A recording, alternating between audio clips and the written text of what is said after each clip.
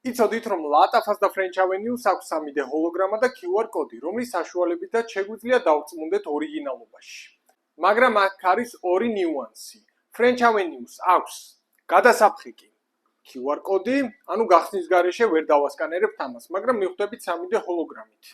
რაც შეეხება LATAFAS-ს, ეს არის 2023 წლის მოდელი Mahir, რომელსაც აქვს მხოლოდ 3D ჰოლოგრამა, მაგრამ გვაქვს ხამრა, რომელიც გამოსულია 2025 წელს, აქვს QR კოდიც და 3D ჰოლოგრამას, რომელსაც რა თქმა უნდა იმას გადავფხიკავ და ამას დავასკანერებ.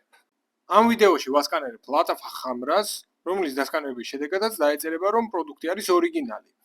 და შემდეგ დასკანერებებზე მხოლოდ დაემატება scan count-ი, ანუ დასკანერების დრო, რამდენჯერ დავასკანერებთ. ხოლო რაც შეეხება French Avenue-ს, ამ კონკრეტულს Liquid Brands, ამ ვიდეოში გადავფხიკავ და შემდეგ კი დავასკანერებ.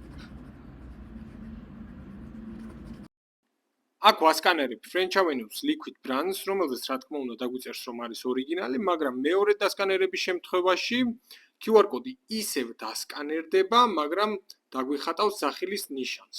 ეს იმას ნიშნავს, რომ QR კოდი არის ერთჯერადი. ეს მომენტი მომხმარებლისთვის, რა თქმა უნდა, არასასიამოვნო ჭხერს.